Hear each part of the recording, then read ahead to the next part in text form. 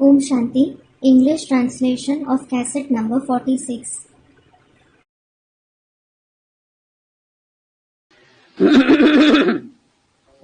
ये है 11 नंबर के रजिस्टर में 118 पेज।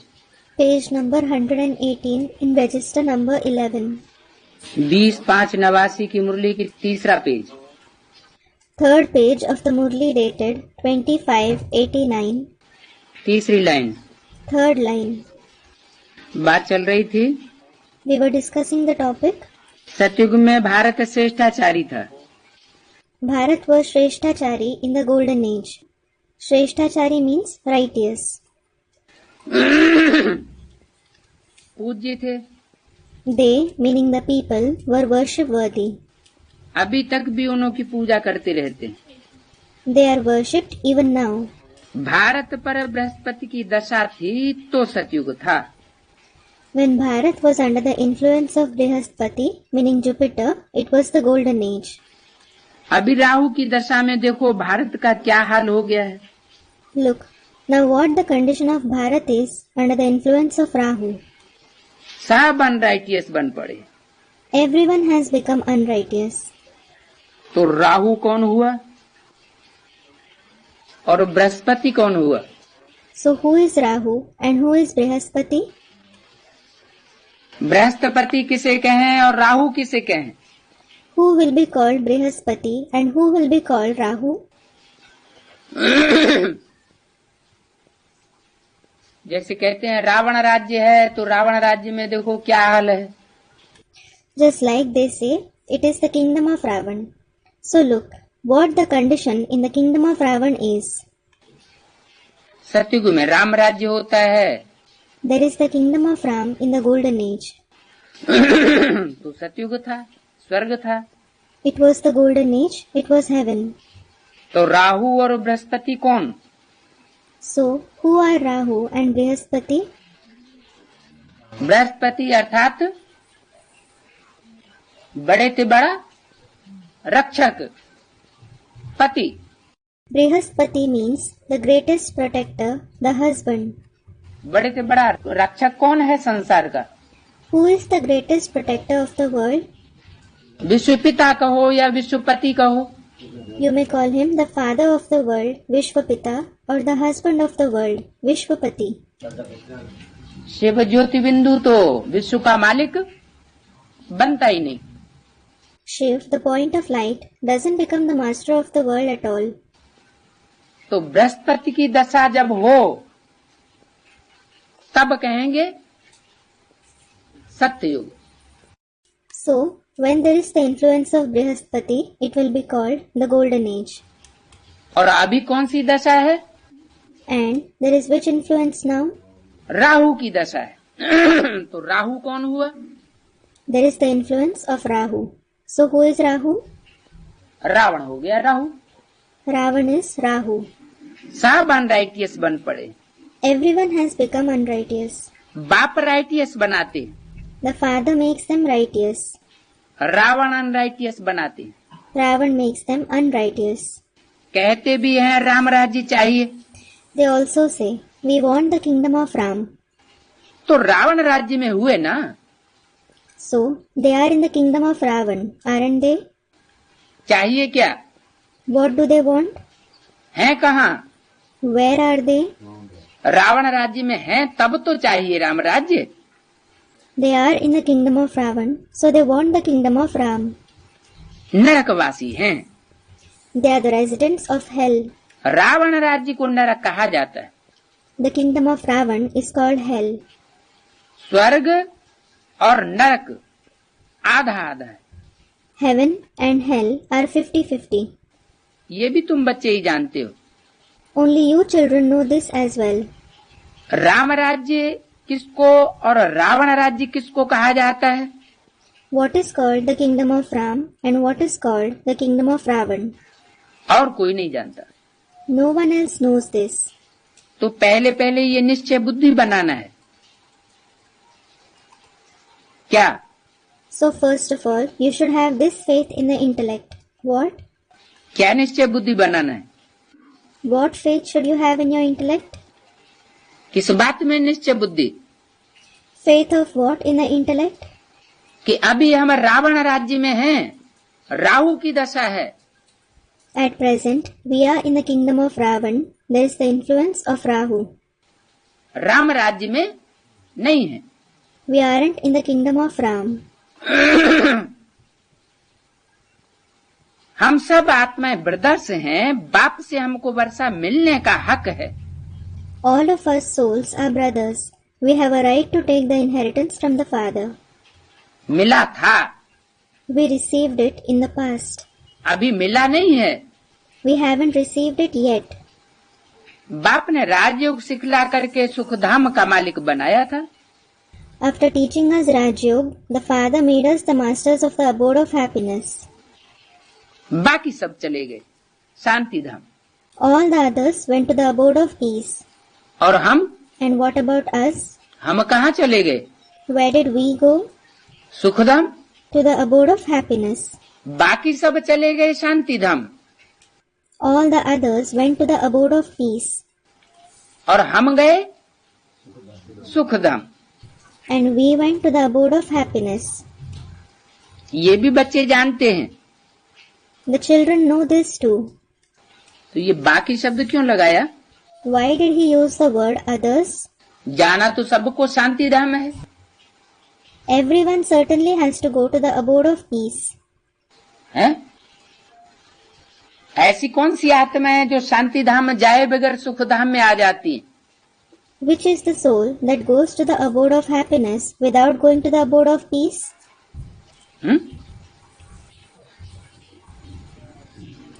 जिन्होंने राजयोग सीखा उनके अलावा बाकी सब शांति धाम चले गए। All the others, apart from those who learned Rajyog, went to the abode of peace. ऐसा क्यों कहा?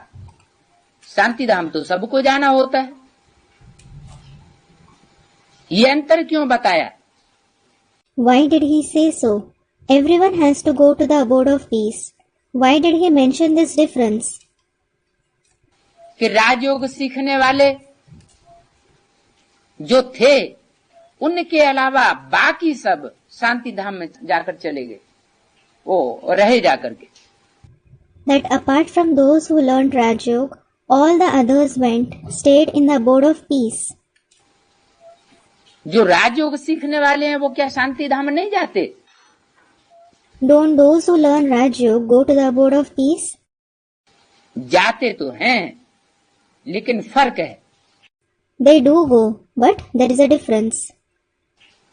क्या फर्क है? What is the difference? जिन्होंने डायरेक्ट बाप से राजयोग सीखा वो शरीर से तो इसी सृष्टि पर हैं, लेकिन मन बुद्धि की शक्ति से, मन बुद्धि से परम धाम जाते हैं। Those who learned Rajyog directly from the Father are certainly present in this very world through the body, but through the power of the mind and intellect, they go to the supreme abode. जैसे कि अभी हम याद में बैठते हैं तो मन बुद्धि से परम धाम की स्टेज नंबरवार पुरुषार्थ अनुसार बनती है। Just like now, when we sit in remembrance, we attain the stage of the supreme abode through the mind and intellect numbervar according to our purusharth. बाकी जो शांति धाम में जाकर के बैठेंगे, जिनके कम जन्म हो जाएंगे, वो कोई मन बुद्धि से जाकर के बैठने की पक्की प्रैक्टिस नहीं कर पाते। The others who will go and sit in the abode of peace, those who will have fewer births, they aren't able to form a firm practice of going and sitting there through the mind and intellect. और हम? And what about us? हम क्या करते हैं? What do we do? हैं? हम मन बुद्धि से जाकर के परम धाम में बैठने की पक्की प्रैक्टिस कर लेते हैं। We form a firm practice of going and sitting in the supreme abode through the mind and intellect. इतनी पक्की प्रैक्टिस कर लेते हैं कि शरीर जैसे यहाँ जड़वत हो जाता है। We practice it so firmly that the body becomes inert here. जैसे कि हम जीते जी मर जाते हैं। It is as if we die while being alive. तो ये अंतर बताया। So, this difference was mentioned. ये भी बच्चे जानते हैं। वृक्षपति है चैतन्य। The children also know that Vrikshpati is living. Vrikshpati means the husband of the tree. कोई जड़ झाड़ नहीं है। It isn't an inert tree. Banyan tree जो कलकत्ते में दिखाया है वो तो जड़ है। The banyan tree shown in Kolkata is certainly inert. उसका बीज भी अति सूक्ष्म दिखाते हैं, बरगद का बीज। Its seed is also extremely subtle. They show the seed of the banyan tree. लेकिन वो भी जड़ है। But that is also inert. और मनुष्य है चैतन्य। And the human beings are living. तो मनुष्यों का जो बीज है वो भी बोलता चालता है, चैतन्य है। So the seed of human beings also speaks and moves. He is living. सत्य चित्त आनंद स्वरूप है। He is an embodiment of truth, life and bliss.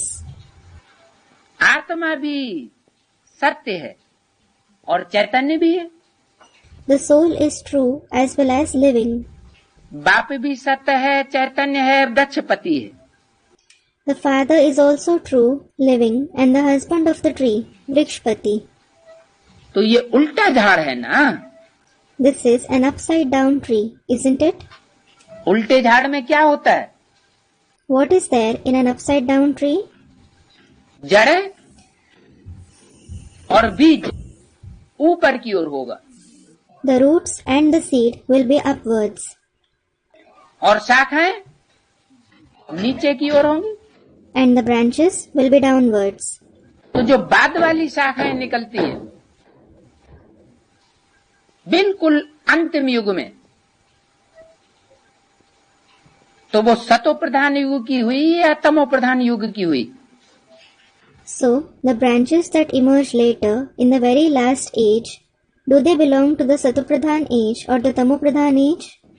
Last वाली शाखाएं हुई, They are the last branches, तमो प्रधान युग की हुई।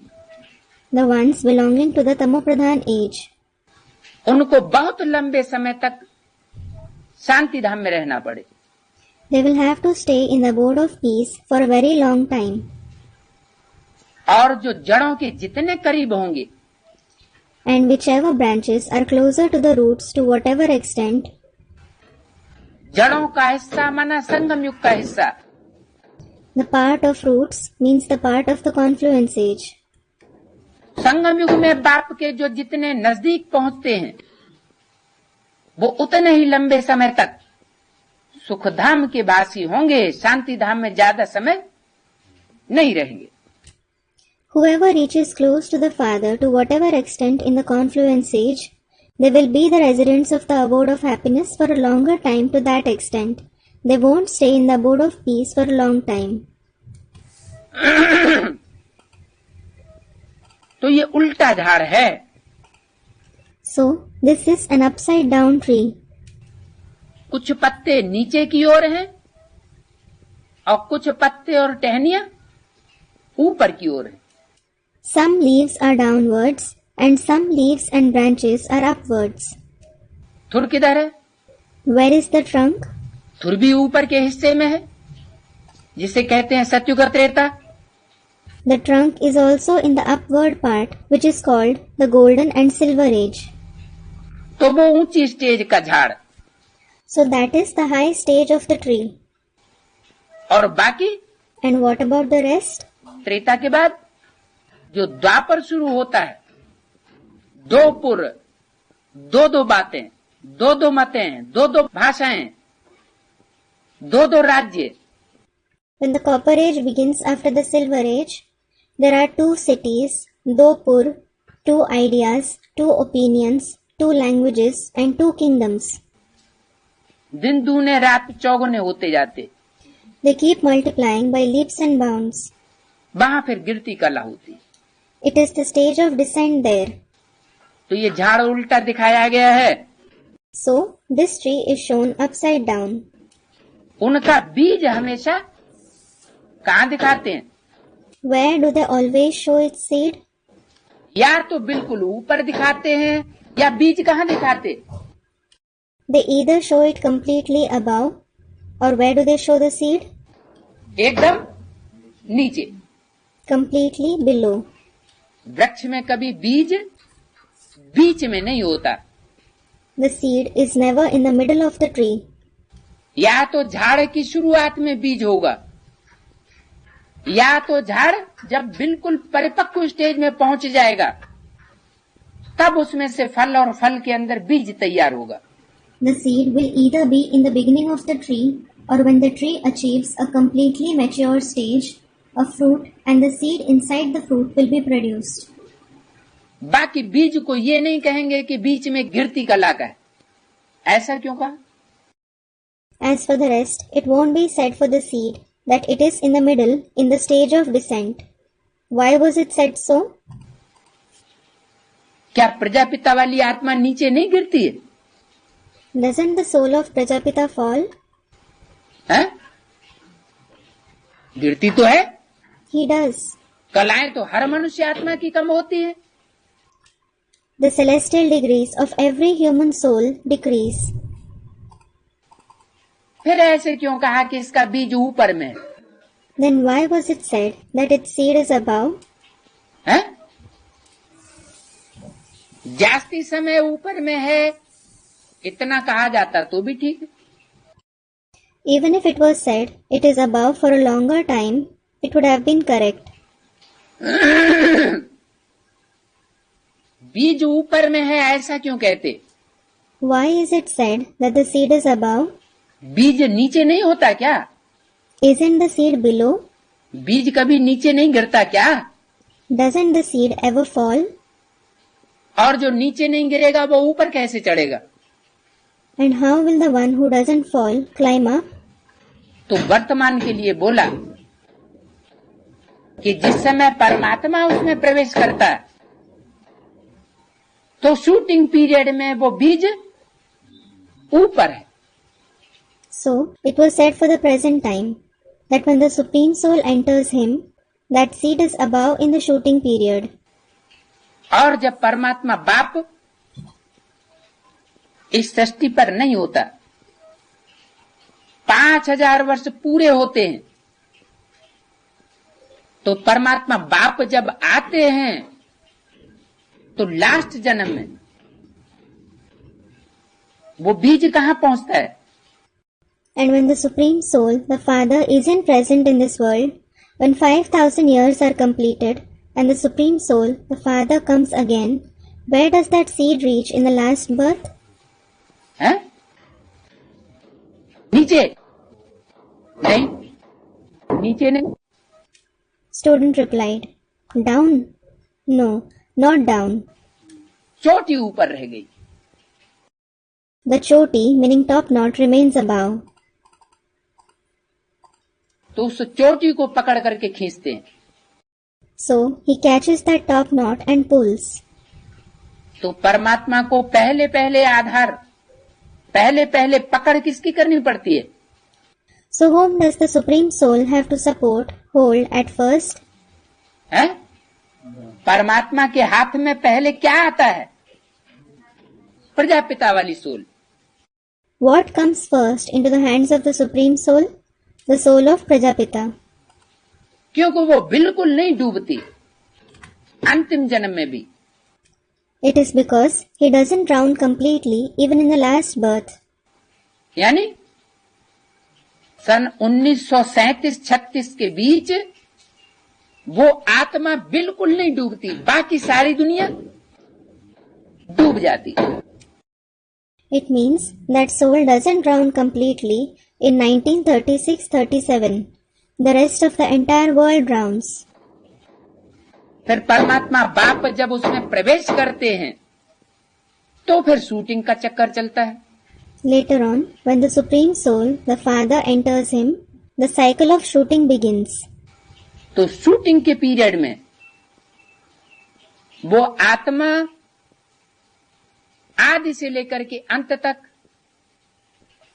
वो चक्र लगाती है, जिसे कहते हैं बायजोली का चक्र। So, That soul passes through the cycle from the beginning till the end in the shooting period, which is called the cycle of somersaults. बायजोली क्या होती है? What are somersaults? जब मंदिर का परिक्रमा करते हैं तो कोई कोई भक्त होते हैं सर नीचे कर देते हैं, कुलाट खाते, और पांव ऊपर कर देते। When they circumambulate the temple, some devotees lower down their head, they roll and raise the legs upwards. फिर पांव नीचे करते, सर ऊपर करते। Then they lower down their legs and raise the head upwards.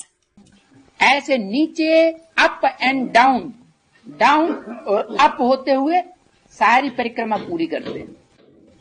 In this way, by going up and down and up, they complete the entire circumambulation.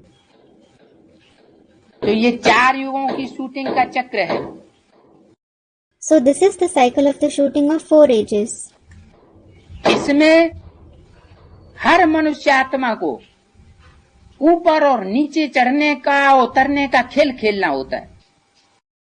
Every human soul has to play the game of climbing up and going down in it. इसलिए बाबा की वाणी में ये recording चलती है, जिसका बाबा अर्थ बैठ समझाते हैं। हमें उन राहों पर चलना है जहां गिरना और संभलना है। For this reason, this recording, meaning song, is played in the Vanis, that is Murlis of Baba, and Baba sits and explains its meaning. We have to walk on those paths where we have to fall and recover. गिरते कब हैं? When do we fall? जब supreme soul बाप की याद भूल जाते हैं। When we forget to remember the Supreme Soul, the Father. और उठते कब हैं? And when do we rise? जब वो सुप्रीम सोल बाप की याद आती है तो उठते हैं। When we remember that Supreme Soul, the Father, we rise. Prajapita वाली सोल भी याद तो सुप्रीम सोल को करती है। The soul of Prajapita too certainly remembers the Supreme Soul. अंतर सिर्फ इतना है कि और मनुष्य आत्माएं परमात्मा बाप के साकार प्लस निराकार स्वरूप को पहचान लेती हैं। The only difference is that the other human souls recognize the corporeal plus incorporeal form of the Supreme Soul, the Father. और उनको याद करना सहज हो जाता है। And it becomes easy for them to remember. Practice कम करनी पड़ती है, मेहनत कम करनी पड़ती है, फायदा जास्ती हो जाता है। They have to practice less, they have to make less effort, and they are benefited more. और उस एक आत्मा को And what about that one soul? Practice जास्ती करनी पड़ती है। काहे की? He has to practice more. What? बीज रूप स्टेज में टिकने की। He has to practice stabilizing in the seed form stage. क्योंकि बीज रूप स्टेज में टिकना और साकार स्वरूप में बीज को याद करना, इसमें अंतर है। It is because there is a difference between stabilizing in the seed form stage and remembering the seed in the corporeal form. Direct बीज को याद करना Remembering the seed directly उनके लिए बताया हुआ है जो सिर्फ निराकार को याद करते हैं। it is said for them, those who remember only the incorporeal one. उनमें प्रजापिता भी है तो दूसरे धर्म पिताएं भी हैं, दूसरे धर्म की आत्माएं भी है।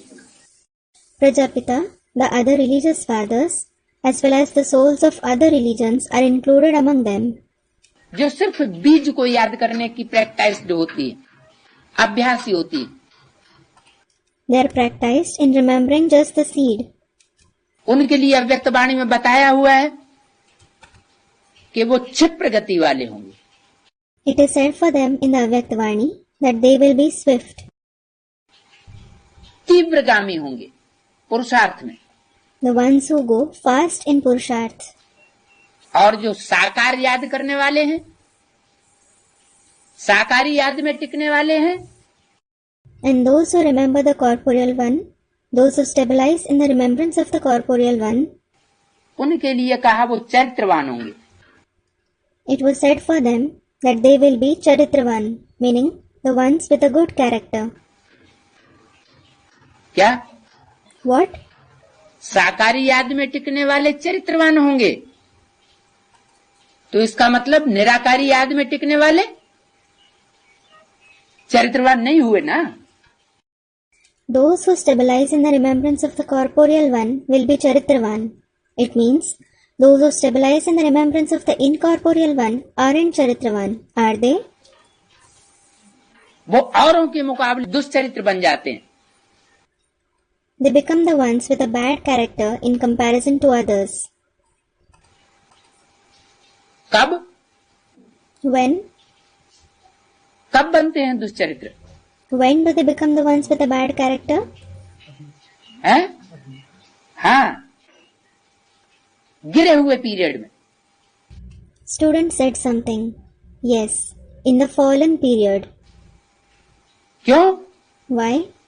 क्योंकि ये संगम युग का जो समय है, It is because this is the time of the confluence age.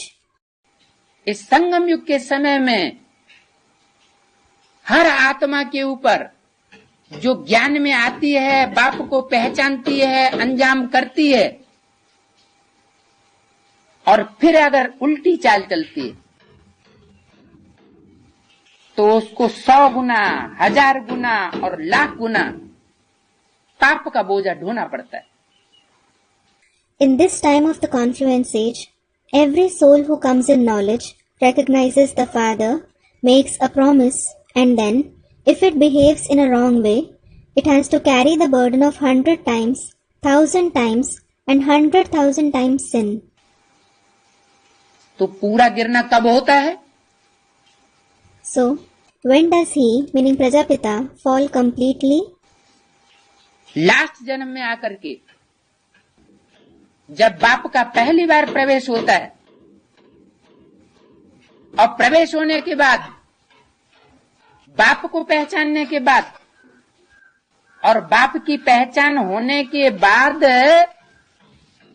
उस स्थिति को निभाया नहीं गया, धोखा दिया गया, तो अवस्था डाउन जरूर हुई.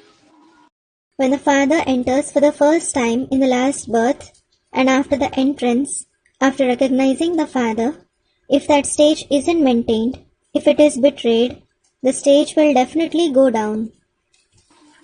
इसलिए एक बार बाप को पहचाना तो फिर अंत तक निभाना है. This is why, once you have recognized the Father, you should maintain a relation with Him till the end. यज्ञ के आदि में राम वाली आत्मा, वो कोई भी कारण रहा हो, In the beginning of the Yajna, the soul of Ram, it may have been any reason. कारण तो बाबा ने मुरली में बता दिया. शुरुआत में पूरा ज्ञान नहीं था तो टूट पड़े. Baba has already mentioned the reason in the Murli. They didn't have complete knowledge in the beginning, so they broke away from knowledge. ये मतलब नहीं है. This isn't the purpose of telling this. कारण तो कुछ भी रहा, लेकिन टूट तो पड़े. There may have been any reason, but they did break away. टूट पड़ने का कारण क्या होता है? What is the reason of breaking away? बुद्धिवादी की प्रधानता. The dominance of being intellectual. क्या कारण होता है? What is the reason? जो जितने दुष्चरित्र होंगे, ज्यादा गिरी हुई आत्मा होगी, तो उसमें बुद्धि की प्रधानता होगी. Whoever is the one with a bad character to whatever extent, if the soul is very degraded, there will be the dominance of the intellect in him. बुद्धि का अहंकार होगा, There will be the arrogance of the intellect. लेकिन भावना नहीं होगी. But there won't be feelings.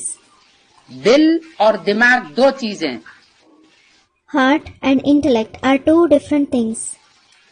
परमात्मा को क्या प्रिय है? What is dear to the Supreme Soul? दिल वाले बच्चे प्रिय हैं या दिमाग वाले बच्चे प्रिय हैं? Are the children with a heart dear or are the intellectual children dear? परमात्मा तो स्वयं बुद्धिमानों की बुद्धि है। Students, those with a heart. The Supreme Soul himself is the intellect of the intellectuals. तो जिसके पास जो प्रॉपर्टी होती है मुहैया भरपूर, वो किसी की प्रॉपर्टी के ऊपर थोड़ी फिदा हो सकता। So, whatever property someone possesses in abundance, he can't be devoted to that property possessed by the others. जो चीज नहीं होती है उसी पर फिदा हुआ जाता है। Someone is devoted to only something that he himself doesn't have. तो परमात्मा बाप सुप्रीम सोल के पास क्या नहीं है? So what is it that the Supreme Soul, the Father, doesn't possess? मन बुद्धि रूपी आत्मा तो उसको भी है, He too has mind and intellect in the form of a soul. लेकिन अपना शरीर, But as regards his own body, वो शरीर नहीं है जिसमें दिल होता है। he doesn't have a body that has a heart. बुद्धिमानों की बुद्धि वो तो है, दिमागियों का भी दिमागी। He is certainly the intellect of the intellectuals, the intelligence of the intelligent ones. तो दिल वाले बच्चों का आधार लेना पड़ता है। So, he has to take the support of the children with a heart. तो जो दुष्चरित्र आत्माएं बन जाती हैं, उनका तो दिल टूट टूट जाता है। The souls who become the ones with a bad character, their heart breaks. क्यों टूट गया? Why does it break? क्योंकि अनेकों का संग करने से दिल के टुकड़े टुकड़े होते हैं। The heart breaks into pieces because of coming in the company of many. बेविचारीपना आता है They become adulterous. और एक के साथ प्रीति करने से, संग करने से आप बेविचारीपना आता है। And by loving the one, by being in his company, they become unadulterous. जहां आप बेविचारीपना होगा वहां प्रीति अखंड और अटूट होगी। Where the state is unadulterous, love will be undivided and unbroken. तो बीज रूप ऊपर में है, ये किस लिए कहा? So, the seed form is above. Why was this said? और कब है ऊपर में? And when is it above? जब संगम युग है तो वो बीज ऊपर में है। When it is the confluence age, that seed is above. क्योंकि सुप्रीम सोल बाप ने उसकी गारंटी ली हुई है। Because the Supreme Soul, the Father has guaranteed for it. ऊपर में होता है, बाकी बीच में भी नहीं। It is above, not even in the middle. मर्ज हो जाता है, It is merged. सारे झाड़ में उसकी शक्ति फैल जाती है। Its power spreads in the entire tree. किसकी? Whose? बीज की शक्ति। The power of the seed. और अंत में, लास्ट में जाकर के वही बीज फिर प्रत्यक्ष होता है। And at the end, lastly, the same seed is revealed again. और जैसे ही बीज प्रत्यक्ष होता है वैसे ही पुराना झाड़ सूख जाता है। And as soon as the seed is revealed, the old tree dries. तो थोड़े समय के लिए लास्ट में वो बीज नीची स्टेज में पहुंचता है। So, that seed attains a low stage for some time at the end. तो इसलिए बाप ने कहीं, ऐसे तो बाबा कहते हैं कि मैं बुलाने पर नहीं आता। This is why the Father, as such, Baba says, I don't come on being called. तुमने 63 जन्म बुलाया, मैं नहीं आता हूं। You called me for 63 births, but I don't come. लेकिन कहीं कहीं वाणियों में ऐसा भी बोल दिया कि तुम बच्चे मेरे को याद बुलाते हो और मैं आ जाता हूं। But somewhere in the Vanis, he also said, You children call me and I come. इसका क्या मतलब हुआ? What does it mean? कि जरूर कोई ऐसी आत्मा निमित्त बनी हुई है कि द्वापर से लेकर के कलयुग के अंत तक आतताइयों का अपनी शक्ति से मुकाबला करती रहती है. Definitely, some soul is an instrument who keeps facing the tyrants with his own power from the Copper Age till the end of the Iron Age. लेकिन परमात्मा तो नहीं है. But he is certainly not the Supreme Soul. आखिरी में उसकी शक्ति क्षीण होती है. Finally, his power decreases. तो जब जैसे कहते हैं गले तक पानी पहुंच जाए तो आदमी घबराने लगता है. So, just like it is said, when the water reaches neck level, a man starts feeling afraid. तो ऐसे ही वो स्टेज है अंत की जिसमें उस आत्मा को भी उस परमात्मा बाप को बुलाना पड़ता है. In the same way, it is the stage of the end time when even that soul has to call the Supreme Soul the Father. तो परमात्मा बाप आते हैं. So, the Supreme Soul, the Father, comes. और उसमें सहयोगी शक्ति है कृष्ण की soul. Besides, the cooperative power in him is the soul of Krishna. Ram और कृष्ण ये दो विशेष आत्माएं हैं सृष्टि रूपी रंगमंच पर. Ram and Krishna are two special souls on this stage-like world. ये विशेष बच्चे हैं शिव के. They are the special children of Shiv. जैसे पूछा कुमार का बताओ शिव बाबा को कितने बच्चे हैं. For example, it was asked, Kumarka, tell me, how many children does Shiv Baba have? कोई कहते हैं 500 करोड़, कोई कहता है एक ब्रह्मा ही बच्चा है. Some say 5 billion, some say Brahma is the only child. मैं कहता हूँ, ये कौन कहता है? I say, who says this? Shiv. मैं कहता हूँ शिव बाबा के 2 बच्चे हैं. Shiv. I say, Shiv Baba has 2 children. कौन कौन? Who? ब्रह्मा सो विष्णु, वो तो एक ही हो गए, एक ही स्वभाव संस्कार वाले हो गए. Brahma, who becomes Vishnu. They are the same. They are the ones with the same nature and sanskars. बाकी The other one? बाकी रहा Shankar. The other one is Shankar. तो 2 हो गए ना. So, they are 2, aren't they? इसका मतलब शिव बाप के 2 ही बच्चे हैं. It means the father Shiv has only 2 children. उनमें एक बच्चा और एक बच्ची. In between them, one is a son and the other is a daughter. एक हीरो का पार्टधारी और एक हीरोइन का पार्टधारी. One is the hero and the other is the heroine. ये सृष्टि रूपी रंगमंच के 2 पार्टधारी हैं. These are the 2 actors of the stage-like world. ये जब दुखी होते हैं परमात्मा बाप के बच्चे तो परमात्मा बाप को भी आना पड़ता है. When these children of the Supreme Soul, the Father, become sorrowful, even he has to come. तो ज्ञान मार्ग का गांधी और ज्ञान मार्ग का नेहरू जैसे विशेष प्रसिद्ध हैं. Just like Gandhi and Nehru of the path of knowledge are especially famous. कौन कौन है? Who are they?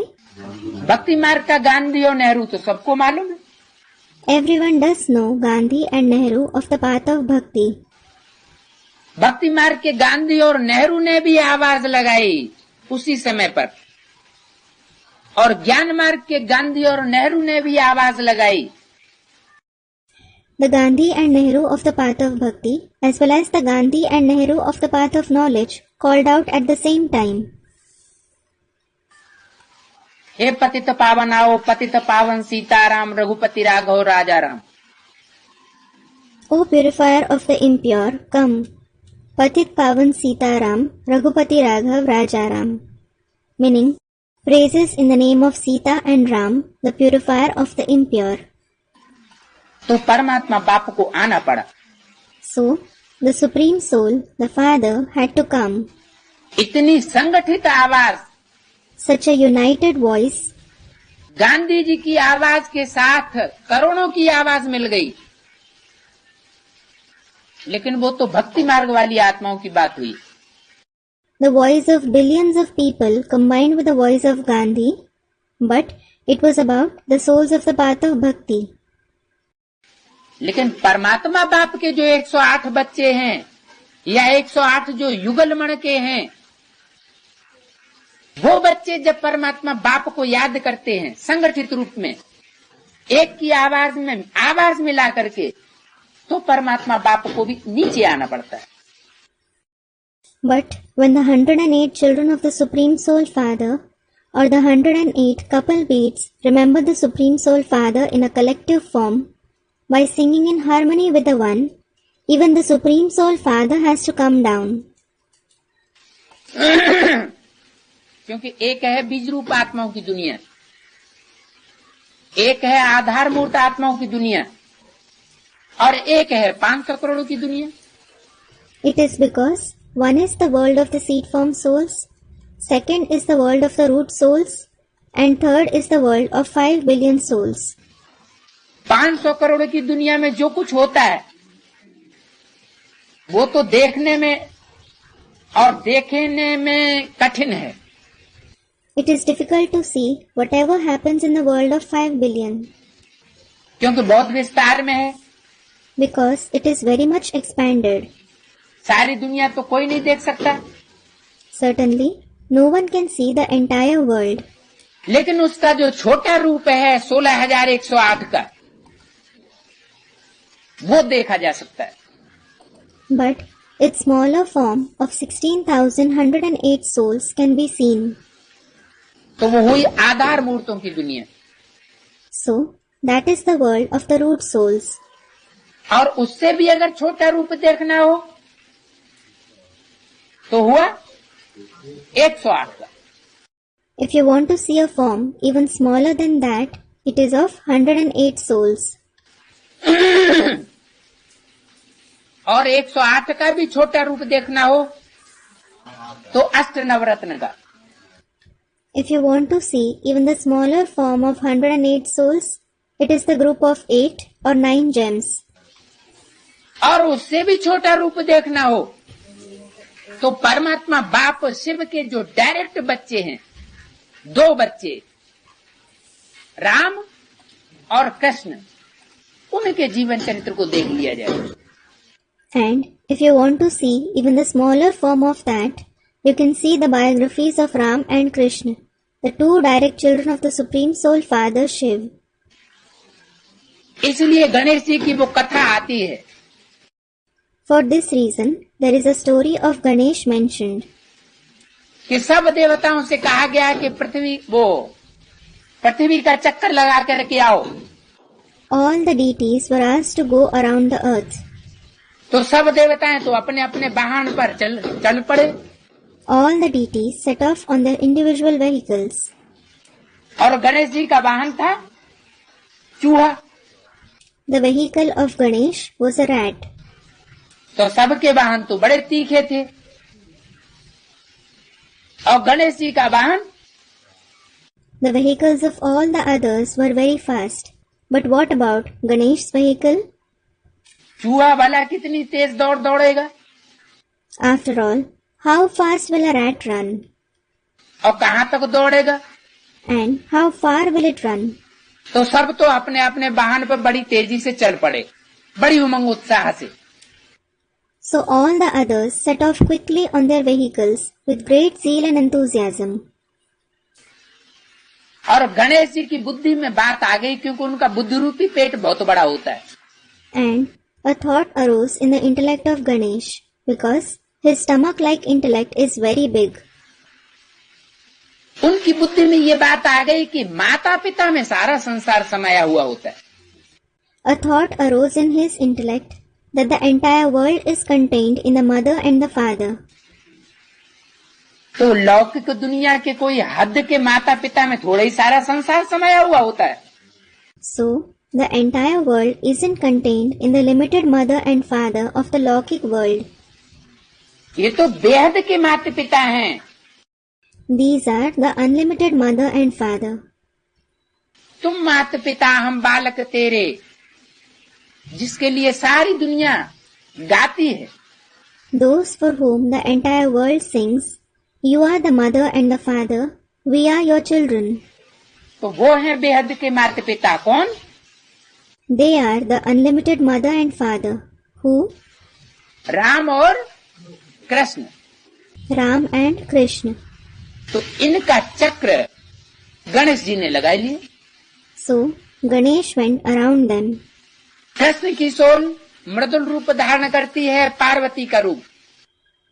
The soul of Krishna takes on a gentle form, the form of Parvati.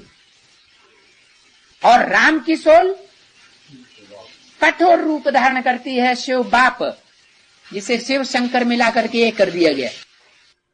And the soul of Ram takes on a strict form, the form of the father Shiv, because of which they have combined Shiv and Shankar and made them into one. तो शंकर और वैष्णो देवी, ये दो स्वरूप हमारी भारतीय परंपरा में भगवान के रूप में पूजे जाते हैं। So Shankar and Vishnu, that is Vaishno Devi, these two forms are worshipped as God in our tradition of Bharat. क्योंकि संपन्न रूप है, Because they are complete forms. Brahma का रूप पूजा नहीं जाता है, The form of Brahma isn't worshipped. लेकिन वास्तव में ब्रह्मा की ही सोल अपना शरीर छोड़ने के बाद ब्रह्मा सो क्या बनती है? वैष्णो देवी बनती है। But in reality, the soul of Brahma himself, after leaving his body, becomes what from Brahma? Students, Vishnu. He becomes Vaishno Devi. तो बताया कि झाड़ का बीज है ऊपर में। So it was said that the seed of the tree is above. कब कहेंगे ऊपर? When will it be said to be above? संगम युग में, क्योंकि परमात्मा बाप ने उसमें प्रवेश किया है। In the confluence age, because the Supreme Soul Father has entered him. वो ऊपर में, He is above. ये उल्टा झाड़ है ना। This is an upside down tree, isn't it? बाप ये आकर के समझाते हैं, जब तुम तमो प्रधान बन जाते हो तब बाप सतो प्रधान बनाने आते हैं। The Father himself comes and explains, when you become Tamo Pradhan, the Father comes to make you Sato Pradhan. History geography repeat होती है। The history and geography repeats. अब तुमको कहते हैं history geography repeat. Now you are told the history and geography repeats. अंग्रेजी अक्षर मत बोलो। Don't use these English words. क्यों? Why? हिस्ट्री जाग्राफी रिपीट, ये तो अंग्रेजी में कहा जाता है। It is said in English, the history and geography repeats. तो कोई कहते हैं अंग्रेजी अक्षर क्यों बोलते हो? So some say, why do you use English words?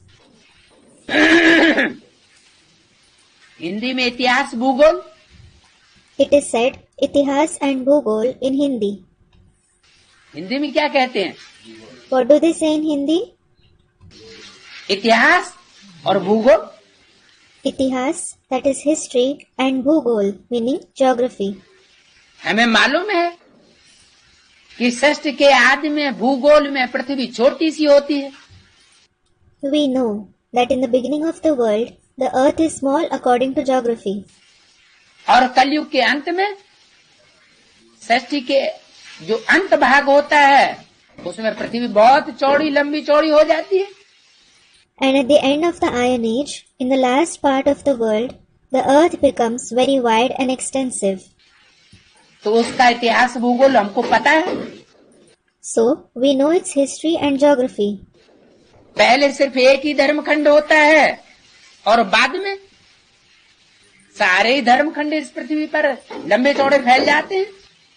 Earlier, there is only one religious land, and later on, all the religious lands spread on this earth extensively. हमें इतिहास का भी पता है। We also know the history. आदि में देवी देवताओं का राज्य होता है और अंत में राक्षस राक्षसियों का राज्य हो जाता है। In the beginning, there is the kingdom of deities, and at the end, it becomes the kingdom of male and female demons. तो हमें सो आदि से लेकर के अंत तक की सारी हिस्ट्री का पता है। So, we know the entire history from the beginning till the end. अब तुमको कहते हैं history geography repeat. Now you are told the history and geography repeats. तो इतिहास और भूगोल का अर्थ नहीं निकलता। So, no meaning is derived from itihas and bhugol. क्या? What? इतिहास और भूगोल कहने से अर्थ नहीं निकलता। The meaning doesn't become apparent by saying itihas and bhugol. अर्थ तो निकलता ही है history repeat. The meaning becomes apparent only by saying history repeats. जो आदि में हुआ तो अंत में फिर से रिपीट हो। Whatever happened in the beginning will repeat again in the end. अंग्रेजी तो सब लोग पढ़ते ही है। Everyone certainly reads English. क्या? What? ऐसा कोई है जो अंग्रेजी न पढ़ता हो? Is there anyone who doesn't read English? कैसे? A student is saying something. How? सब लोग कहाँ पढ़ते हैं अंग्रेजी? Not everyone reads English. सारी दुनिया में सब लोग अंग्रेजी पढ़ते हैं क्या? Does everyone in the entire world read English? है? नहीं। No. लेकिन इंटरनेशनल लैंग्वेज इस समय कौन सी है? But which is the international language at this time? अंग्रेजी है ना? It is English, isn't it? और जब ये ज्ञान सारी दुनिया में फैलेगा तो सारी दुनिया में कौन सी भाषा बोली जा रही है? And this knowledge will spread in the entire world. So which language is being spoken in the entire world? English. English. तो जरूर अंग्रेजी के शब्द जो कॉमन अक्षर शब्द हैं So certainly the common words in English, वो बाबा की भाषा तो हिंदी है, लेकिन बाबा हिंदी भाषा में अंग्रेजी के अक्षरों को स्वीकार कर लेते हैं। though Baba's language is Hindi, Baba accepts English words in the Hindi language. तो सारी दुनिया को क्या करना पड़ेगा? So what will the entire world have to do? है? अंग्रेजी के अक्षरों को कुछ न कुछ स्वीकार और करना पड़ेगा और समझना पड़ेगा। They will have to accept and understand English words to some extent. तो बोला अंग्रेजी तो सब लोग पढ़ते ही हैं। So it was said, everyone certainly reads English. समझते हैं भगवान ने गीता संस्कृत में सुनाई। People think that God narrated the Gita in Sanskrit. है 20/5/89 की मुरली का तीसरा पेज, मध्य में। Third page of the Murli dated 25/89 in the middle. तो समझते हैं कि गीता भगवान ने किस संस्कृत में सुनाई? So people think that God narrated the Gita in Sanskrit. कौन समझते हैं? Who thinks so? भक्ति मार्ग वाले। Those belonging to the path of bhakti. Sanskrit माना? What does Sanskrit mean? Sanskrit माना सुधरी हुई भाषा। Sanskrit means the reformed language. है? सुधरी हुई भाषा, बिगड़ी हुई नहीं। Student said something. The reformed language, not the corrupt language. सुधारी गई। Something which has been improved. तो वास्तव में परमात्मा बाप जब आते हैं तो हमको ये पता चलता है कि ये सारी दुनिया हमारा कुटुंब है।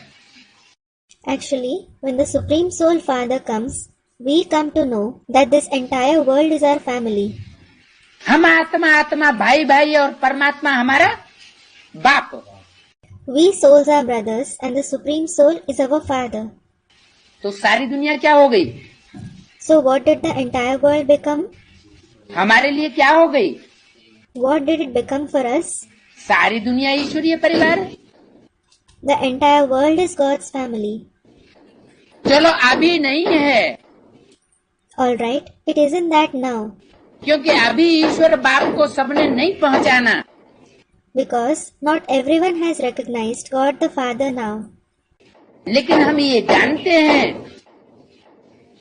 कि जो आने वाला समय है उसमें सारी दुनिया उस परमात्मा बाप को पहचाने की जरूरत।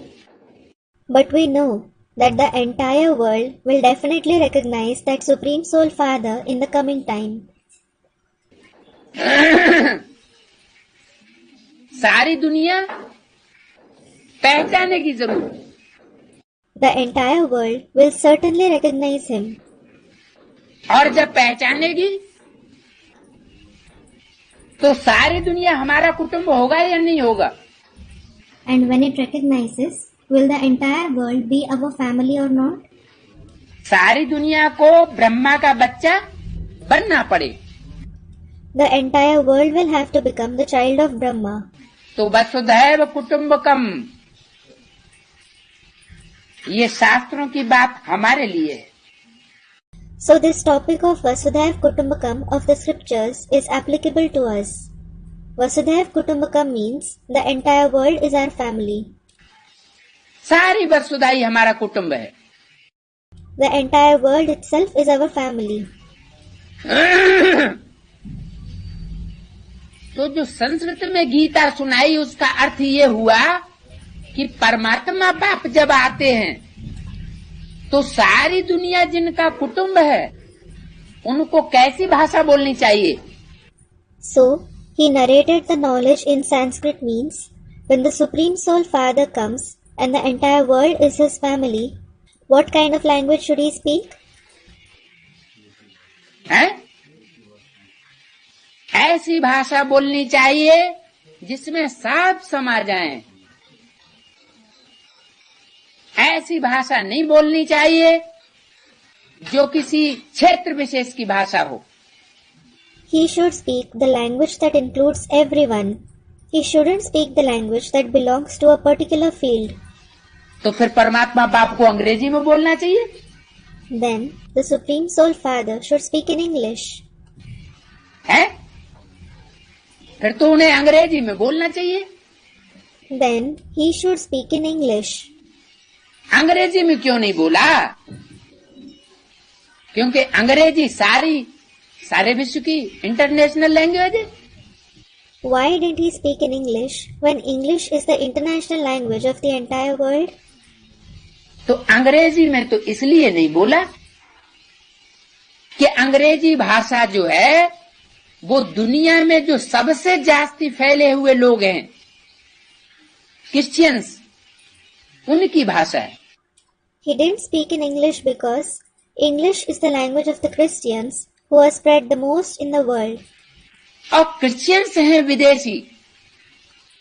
And the Christians are Videshi, meaning those whose religion is opposite to the Father's religion. उनमें विदेशीयता का गुण है पक्का। They have a strong quality of being Videshi in them. विदेशीयता क्या होती है? What is the quality of being a Videshi? और स्वदेशीयता क्या होती है? And what is the quality of being a Swadeshi? Swadeshi means belonging to one's own country. स्वदेश में और विदेश में विशेष किस बात का अंतर है? What is the special difference between Swadesh and Videsh? स्वदेशी परंपरा में और विदेशी परंपरा में खास अंतर कौन सा है? What is the special difference between the Swadeshi tradition and the Videshi tradition? A student. They don't believe in the mother. हाँ, स्वदेशी जो हैं वो माता को मानते हैं और विदेशी लोग सिर्फ बाप को मानते हैं, गॉड फादर को। Yes, the Swadeshis believe in the mother and the Videshis believe only in the father, God the Father. माता को नहीं मानते। They don't believe in the mother. और माता का जो स्वभाव संस्कार होता है वो लचीला होता है या स्ट्रिक्ट होता है? Is the nature of the mother flexible or strict? कैसा होता है? How is it? हैं? लीनेंसी वाला स्वभाव संस्कार होता है या स्ट्रिक्ट स्वभाव होता है, कठोर? Does she have lenient nature and sanskars, or does she have a strict, harsh nature? लीनेंसी वाला स्वभाव संस्कार होता है। She has a lenient nature and sanskars. तो माता के अगर कोई बच्चे विदेश में चले जाएं और विदेश से वापस आएं, तो माता उनके विदेशी भाषा से, विदेशी चाल चलन से कुछ प्रभावित जल्दी होगी या बाप प्रभावित जल्दी होगा? So, if some children of the mother go abroad and then come back from abroad, will the mother be influenced by their foreign language and behavior soon, or will the father be influenced soon? माँ जल्दी प्रभावित हो जाएगी। The mother will be influenced soon. माँ बच्चों की भाषा को ज्यादा समझती है क्योंकि उसका लगाव विशेष है सब बच्चों से। The mother understands the language of the children more because she is especially attached to all the children. चाहे कोई बच्चा विदेशी हो गया हो, चाहे कोई स्वदेशी हो गया हो, हैं तो सब माता के बच्चे। Whether a child has become Videshi or Swadeshi, all are certainly the children of the mother. Bharat माता के तो सब बच्चे हैं। All are children of the mother Bharat.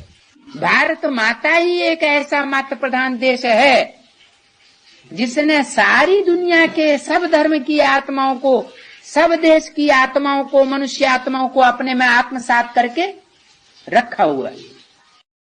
Mother Bharat alone is such a matriarchal country that has assimilated the souls, the human souls of all the religions, all the countries of the entire world. तो परमात्मा बाप पहले पहले माता के रूप में आते हैं। So, the Supreme Soul Father comes in the form of the mother at first. और माता के रूप में आकर के बच्चों की भाषा को, जो इंटरनेशनल भाषा है, उसको विशेष महत्व देते हैं। And after coming in the form of the mother, he gives special importance to the language of the children, which is the international language. इतना महत्व नहीं देते हैं जितना भारत की लैंग्वेज को देते हैं। भारत की मुख्य लैंग्वेज कौन सी है? He doesn't give as much importance as he gives to the language of Bharat. Which is the main language of Bharat? Bharat माता की ओरिजिनल लैंग्वेज कौन सी है? Which is the original language of Mother Bharat? Hindi. Students, Sanskrit, Hindi. आजकल संस्कृत तो मरी हुई भाषा है। It is about today. Sanskrit is a dead language. मरी हुई क्यों कहा? Why was it called dead? मरी हुई इसलिए है कि अभी कहीं भी वो भाषा बोली नहीं जाती। It is dead because now that language isn't spoken anywhere. हाँ, कोई एक दो गांव भारत की गवर्नमेंट ने ऐसा तैयार किया हो जहाँ खास संस्कृत विषय सिखाई जाए और बच्चे बच्चे संस्कृत बोलने लगे, वो कोई स्वाभाविक बोलना नहीं हुआ। But yes, if the government of Bharat prepares one or two of such villages where Sanskrit is especially taught and every child starts speaking Sanskrit, it isn't natural speaking. उसको मातृभाषा नहीं कहेंगे। It won't be called mother tongue. तो भारत की विशेष भाषा हिंदी है। So, Hindi is the special language of Bharat. और हिंदी भाषी के तन में ही परमात्मा बाप आते हैं। And the Supreme Soul Father comes in the body of the one who speaks Hindi language itself.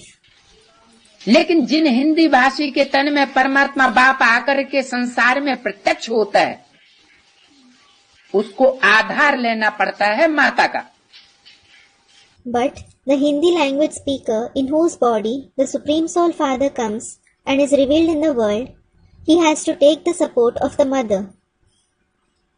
बाप को भी किसका आधार लेना पड़े परिवार चलाने के लिए? Whose support will even the father have to take in order to manage the family? माँ का आधार लेना पड़े। He will have to take the support of the mother. और माँ बच्चों से भी विशेष प्रभावित होती है। And the mother is especially influenced by the children as well. क्योंकि बच्चों का लगाव सबसे जास्ती बाप को होता है या माँ को होता है? माँ को होता है। Because is the mother or the father attached to the children the most? The mother. वाणी में बोला हुआ है, माताएं अगर मोह के ऊपर विजय प्राप्त कर लें तो समझो वो सफल हो गई। It was said in the Vani, if the mothers gain victory over attachment, consider that they have become successful. संपूर्ण हो जाएंगी। They will become complete. तो माता का मोह जो है वो विशेष है। So mothers particularly have attachment in them. और विकार उतने विशेष नहीं है। They don't have the other vices in particular to that extent, जो तंग करने वाले हैं। so that they would trouble them. मोह विशेष तंग करने वाला है। Attachment especially troubles them. मोह के लिए कहा गया है, मोह सकल व्याधिन कर मूला। It was said for attachment, attachment is the root of all the illnesses.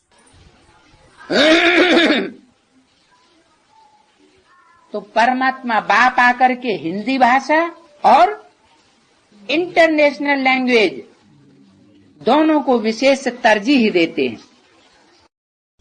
So, the Supreme Soul Father comes and gives special preference to both the Hindi language and the international language.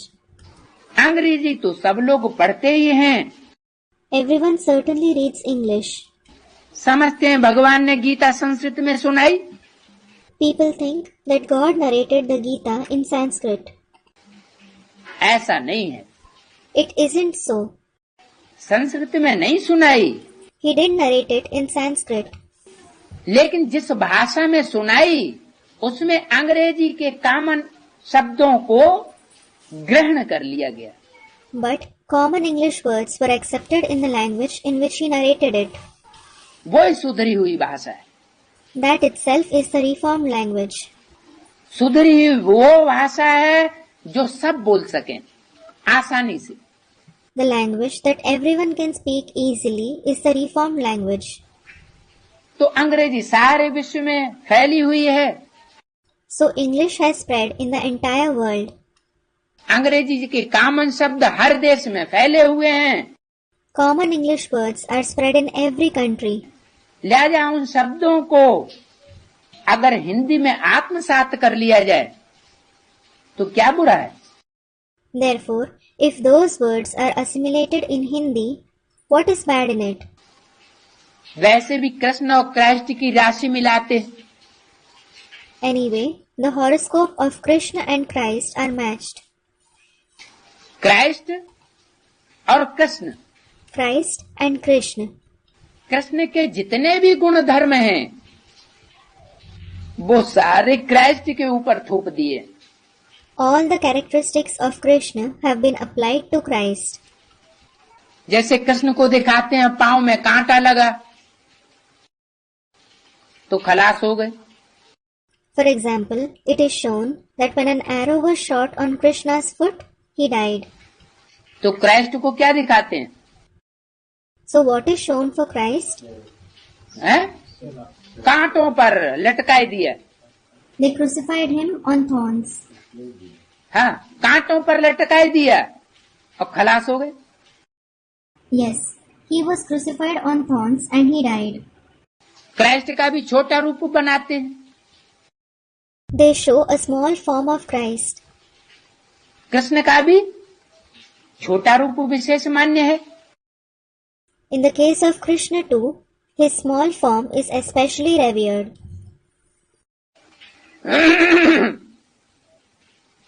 तो अंग्रेजी तो सब लोग पढ़ते ही हैं, So everyone certainly reads English. लेकिन ऐसा नहीं है कि भगवान ने कोई उस संस्कृत में गीता सुनाई। But it isn't that God narrated the Gita in that Sanskrit language.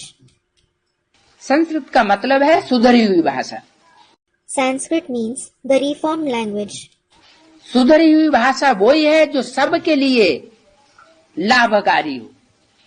Only the language that is beneficial to everyone is a reformed language.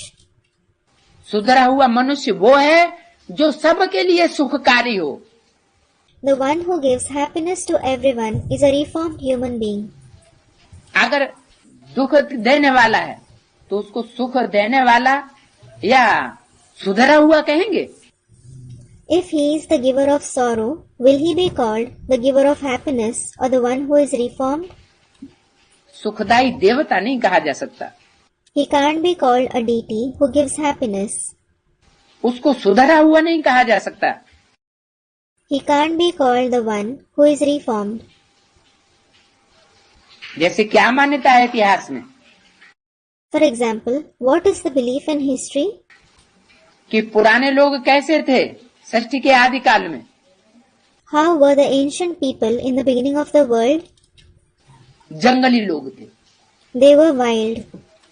नंगे रहते थे, They used to stay naked.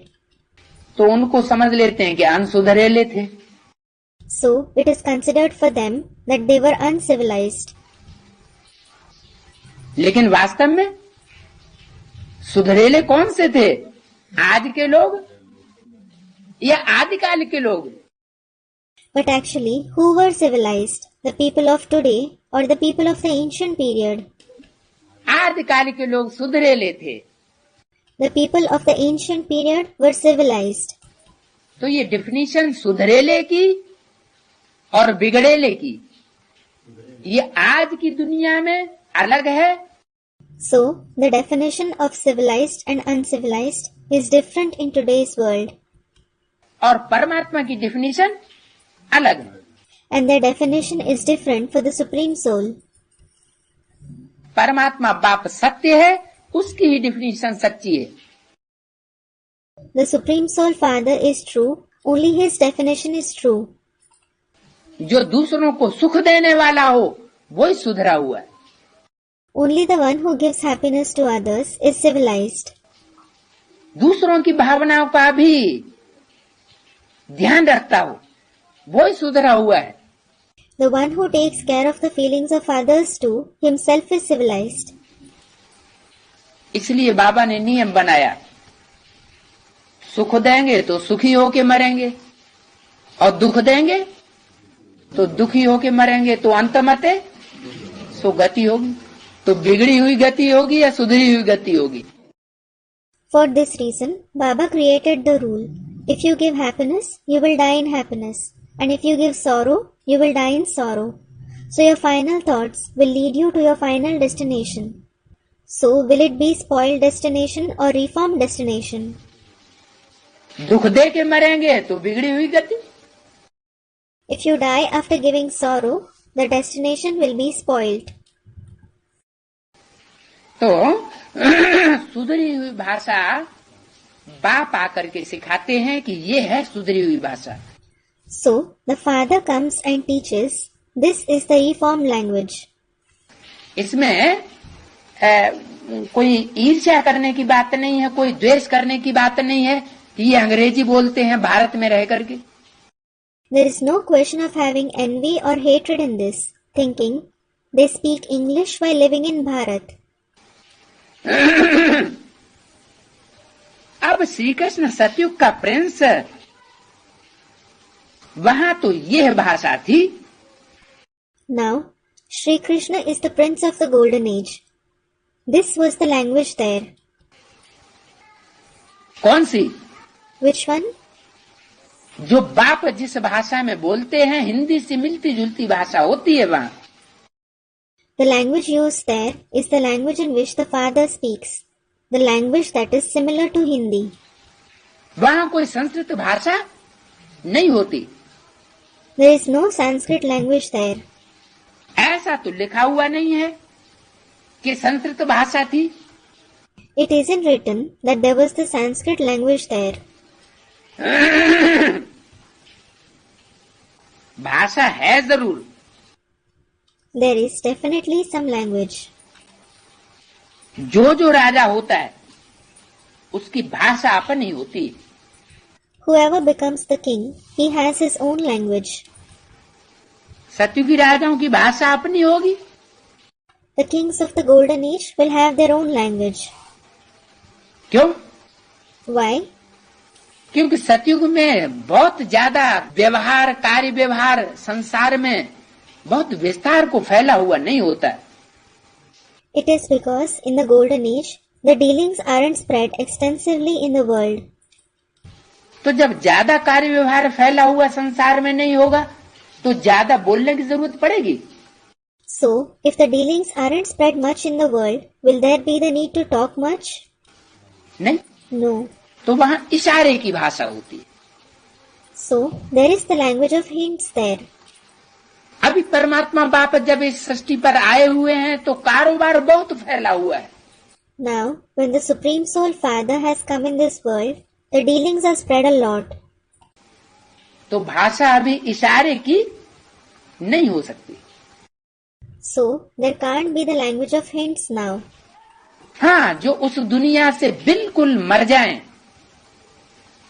संपन्न स्टेज पर पहुंच जाएं और अपना संगठन भी अलग बना लें, अपने पैरों खड़े हो जाएं, तो उनके लिए इशारे की भाषा चल सकती है।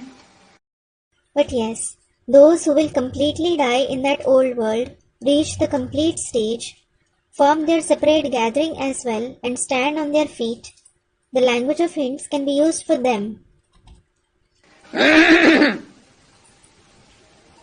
तो कलयुगी मनुष्यों की रस्म रिवाज अलग है और सतयुग की रस्म रिवाज अलग।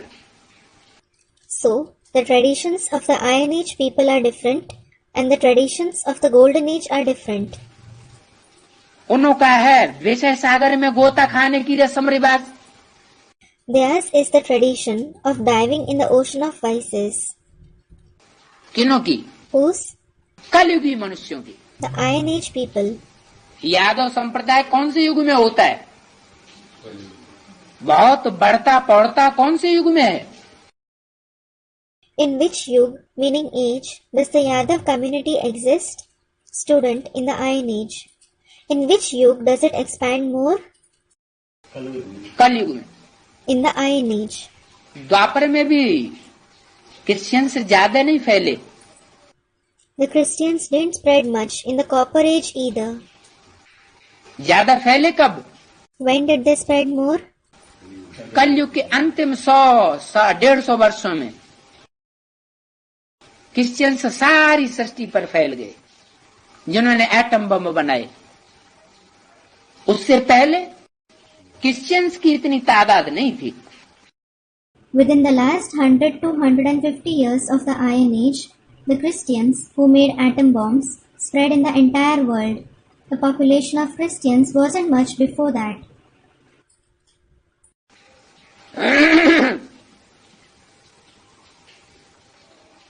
तो कलयुगी दुनिया की विषय सागर में गोता खाने की रस्म रिवाज है। So the Iron Age world has the tradition of diving in the ocean of vices. यह विष खाना तो मीरा को भी पसंद नहीं था, लेकिन Meera didn't like to eat poison either, but पसंद तो नहीं था, she certainly didn't like it. फिर क्यों पिया? Then why did she drink it? है? भगवान रक्षा करने वाला था। A student. God is the protector. God was the protector? हाँ, ये श्रद्धा विश्वास था कि मेरा रक्षक भगवान है, तो विष भी हमारा कुछ बिगाड़ नहीं सकता। Yes, she had this faith and belief that God is my protector, so even poison can't harm me. तो भावना श्रद्धा में बड़ी शक्ति होती है। So, there is a great power in emotions and faith. Meera को पसंद नहीं था विष पीना, लेकिन ऐसी होतव्यता समझ ली कि ऐसी होतव्यता है तो हम पी लेते हैं। Meera didn't like to drink poison, but she considered it to be her destiny. thinking, if this is the destiny, I will drink it. तो वो विष भी क्या बन गया? Then what did even that poison become? अमृत बन गया। It became nectar. Meera के ऊपर कोई असर नहीं पड़ा। There was no effect on Meera. अभी तुम कितनी मीराएं हो? Now you are so many Meeras. वो तो एक मीरा थी। क्या? That was just one Meera. What? कैसी मीरा? Which Meera? विष पीने वाली। The one who drinks poison. वो तो एक मीरा थी भक्ति मार्ग में। That was just one Meera in the path of bhakti. और तुम? हैं? बहुत हैं। कब? कहाँ? And what about you? A student, many. You are many. When? Where? अभी मैंने कहा? Students, now. Now means when? संगम युग में। In the confluence age. विष किसे कहते हैं? What is called poison? काम विकार को। A student, the vice of lust. The vice of lust? तो सारी दुनिया ने विष पिया, सिर्फ मीरा ने क्यों पिया?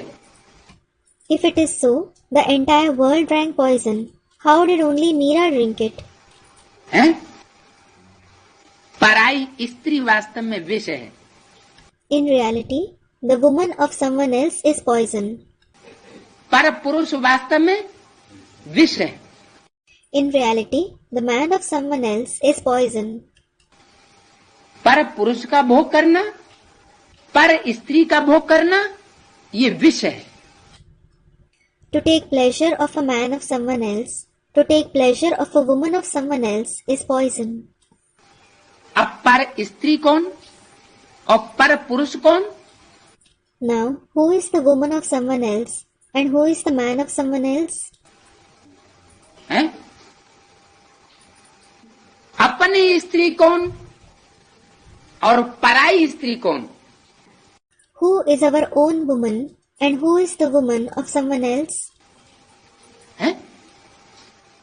स्त्री माना रचना। Woman means creation. किसकी रचना? Whose creation? स्त्री किसकी रचना हुई? Whose creation is the woman? भार्या किसकी रचना हुई? Whose creation is the wife? बच्चों की भार्या रचना हुई। A student of the children. Wife is the creation of children. पति की। Of the husband. पति की रचना है पत्नी।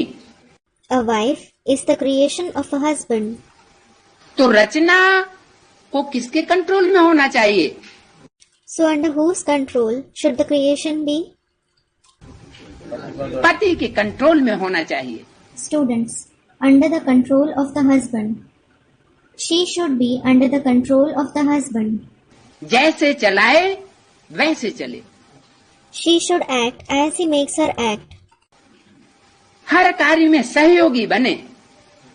She should be cooperative in every work. पाप का कार्य है तो भी सहयोगी, पुण्य का कार्य है तो भी सहयोगी। क्योंकि जीवन में सहयोगी नहीं बनने का उसने वायदा किया हुआ है। Whether it is a sinful task or a noble task, she should be cooperative because she has promised to be a helper in the life.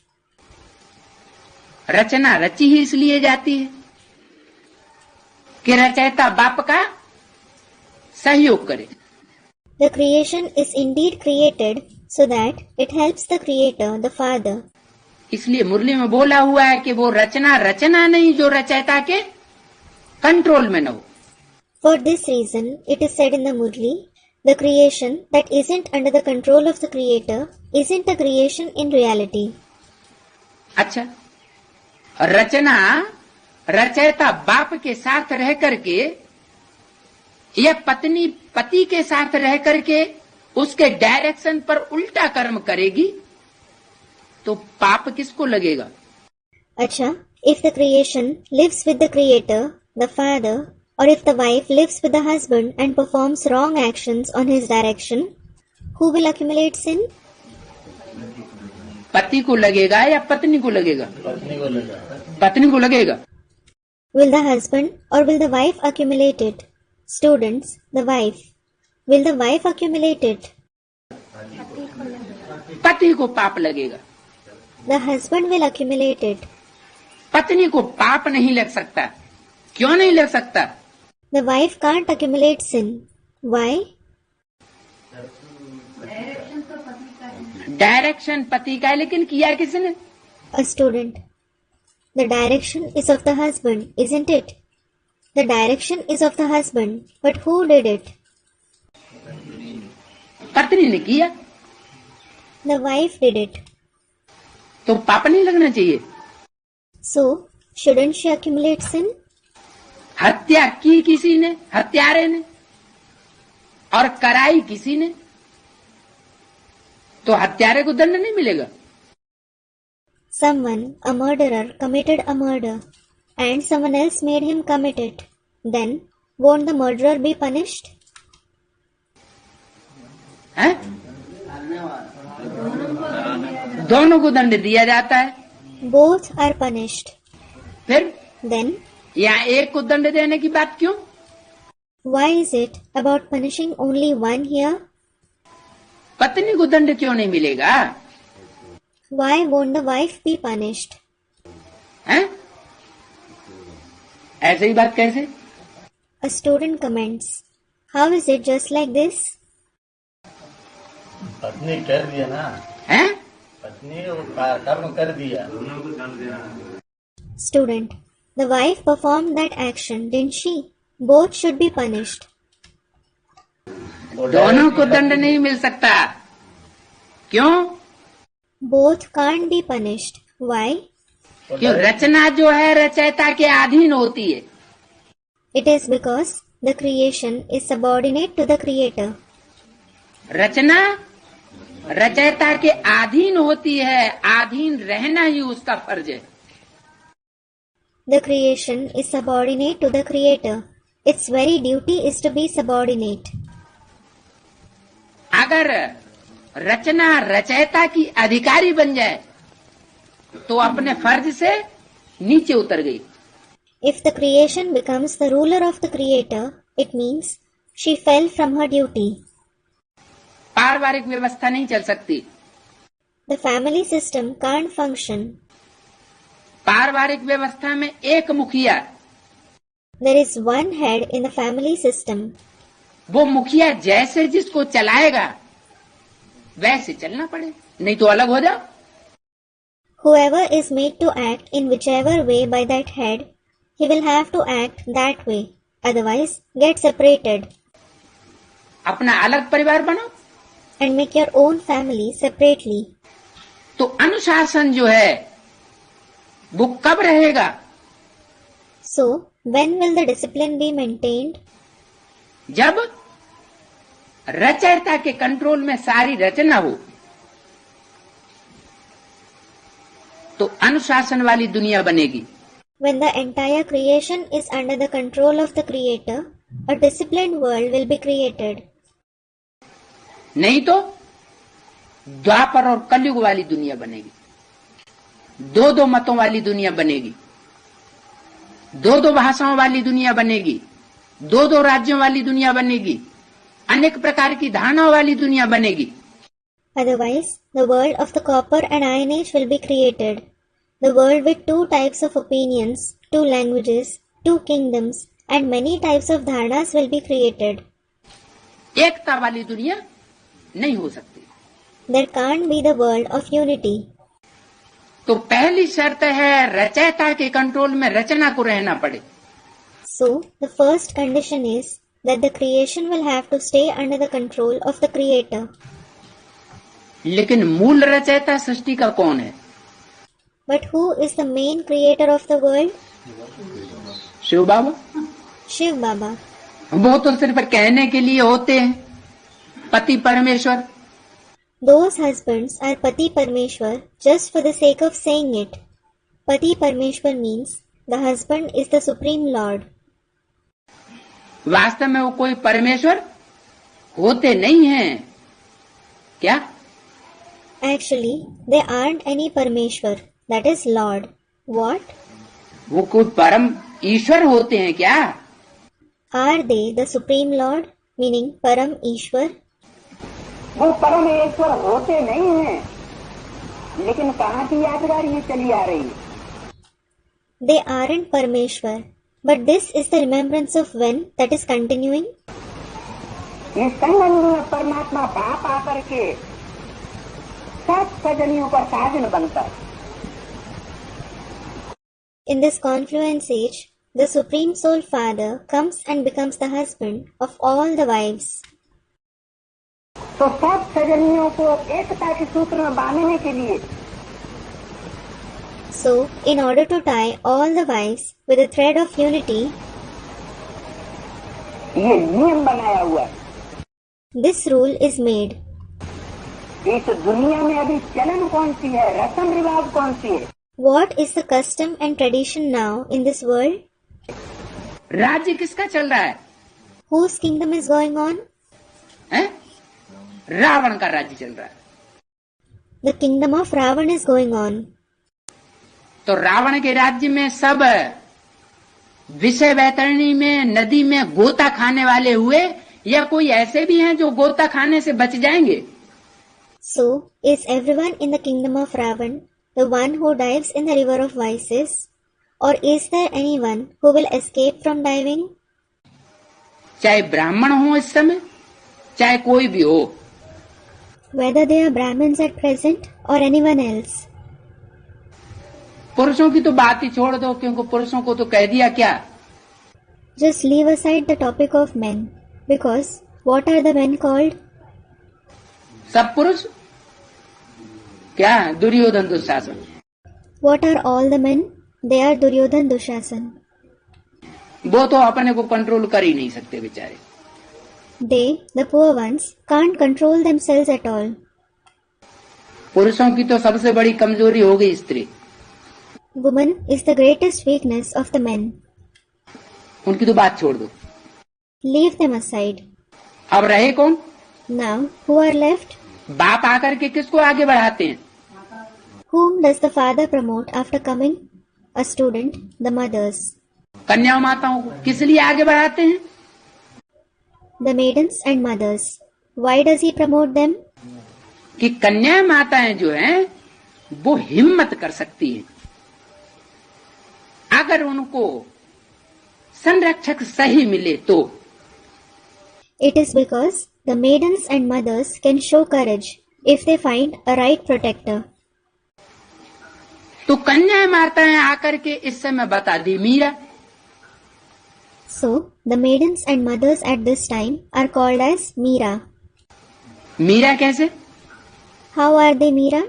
जो बांधेली माताएं हैं, बांधेली माताओं ने अपना पति किसको माना हुआ है?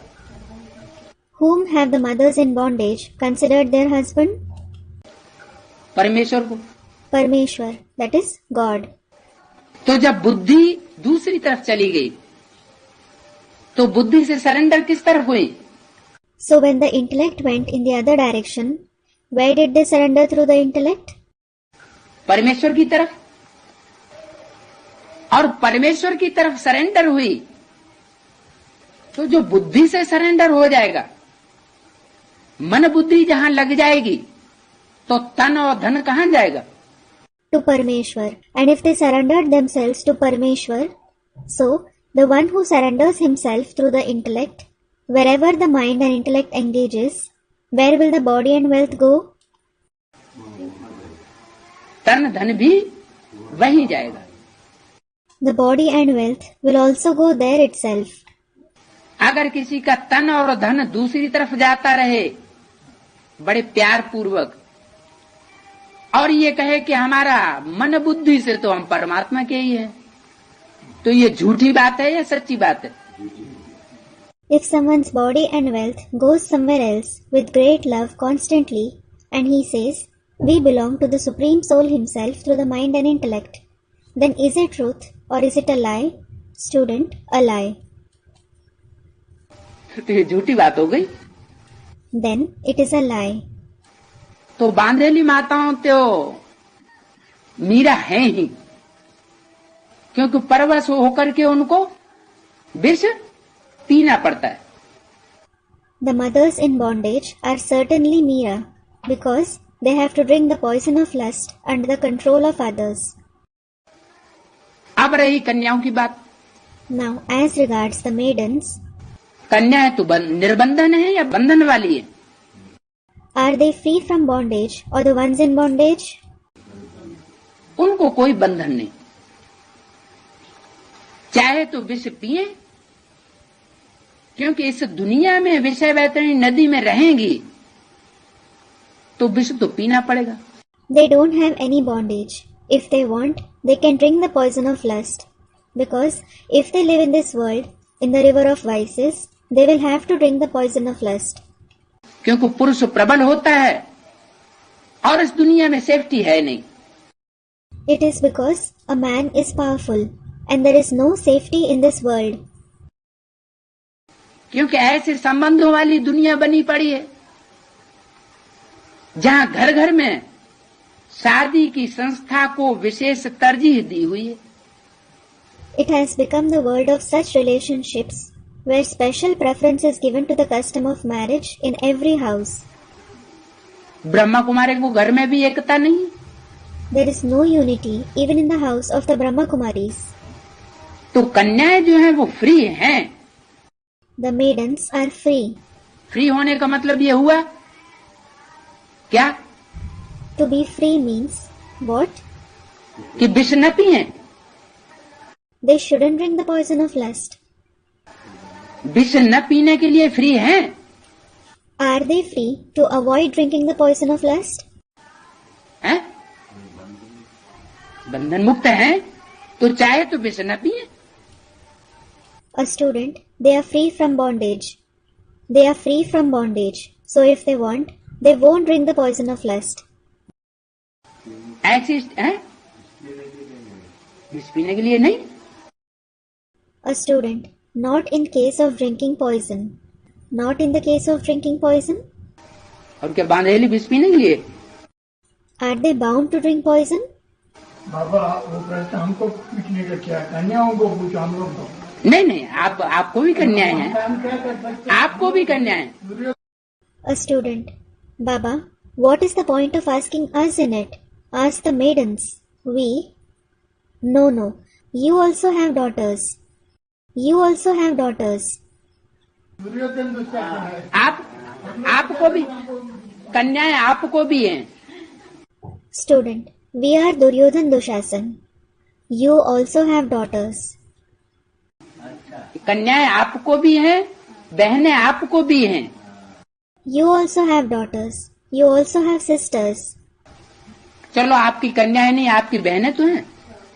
All right, if you don't have daughters, you do have sisters. नहीं है? Don't you? बहनें तो हैं। तो आपकी बहनें हैं, छोटी बहन कन्या के समान होती है, बड़ा भाई बाप समान होता है। Student, I have. You do have sisters. So if you have sisters, the young sister is like the daughter and the eldest brother is like the father. तो ऐसी कोई बात नहीं। आपसे जो बात पूछी जा रही है वो आप जवाब दीजिए। आप नहीं जवाब देंगे तो माताएं कन्याएं जवाब देंगी। So there is nothing like this. Answer the question that you are being asked. And if you don't answer, the mothers and maidens will answer. तो कन्याएं जो हैं वो फ्री तो हैं, लेकिन इस पाप की दुनिया में रह करके क्या अपने को विष पीने से बचा सकती हैं? So the maidens are certainly free, but can they protect themselves from drinking poison of lust while living in this sinful world? क्योंकि जिन परिवारों के बंधन में रही पड़ी हैं वो परिवार के सब भांति रावण राज्य में। It is because the families in whose bondage they are living, all the members of those families are in the kingdom of Ravan. कि कोई ऐसा भी भांति है, ऐसा भी सदस्य है जो अपने को कहे कि हम रावण राज्य के बंधन में नहीं है। Or is there any such member too who says for himself, I am not in the bondage of the kingdom of Ravan? कोई ऐसा कह सकता है? हैं? कोई नहीं कह सकता। Can anyone say like this? No one can say it. तो जितने भी ब्राह्मणों के परिवार हैं वर्तमान में, गीता पाठशालाएं हैं या सेंटर्स हैं, सेंटर्स तो चलो सन्यासियों के हो गए। So all the Brahmin families at present, the Gita Pathshalas or the centers, alright, the centers belong to the sannyasis. कोई कोई सेंटर होंगे जिनमें गृहस्थी चला रहे हैं। There will be few centers that are being run by the householders. जैसे लक्ष्मण सुंदरी के लिए बोला है दिल्ली में, या उषा रमेश हैं। Just like it is said for Lakshman and Sundari in Delhi, or there are Usha and Ramesh. चलो जो भी है, Alright, whoever they are. लेकिन क्या कोई ये छाती ठोक करके कह सकता है कि हम रावण के बंधन में नहीं है? But can anyone proudly say, I am not in the bondage of Ravan? तो जब सारी ही दुनिया रावण के बंधन में है, तो कन्याओं की सेफ्टी फिर कहाँ होगी? So, when the entire world is in the bondage of Ravan, how will there be safety of the maidens? नहीं होगी। जरूर बाप तो आया हुआ है। There won't be a student with a father. Definitely, the father has come. बाप के पास तो ऐसी शिफ्ट है कि वो कन्याओं को, अगर वो परमात्मा बाप के आर्डर में चलेंगी तो गारंटी है कि उनको स्वर्ग में जरूर ले जाएगा। The father has such quality that if the maidens follow the orders of the Supreme Soul Father, he guarantees that he will definitely take them to heaven. नरक की दुनिया से छुटकारा जरूर देगा। He will definitely release them from the hellish world. तो कन्याओं के लिए तो जो ज्ञान में चलने वाली हैं, उनके लिए एक ही पति है जो उनको रक्षा देने वाला है। काहे से? So the maidens following the knowledge have only one husband who protects them. From what? किस बात से रक्षा देने वाला है? हैं? खाने पीने के लिए, विष पीने से बचाने वाला। He protects them from what? A student from eating and drinking. For eating and drinking, students from drinking poison. He protects them from drinking the poison of lust. यानी पर पुरुष से बचाने वाला है।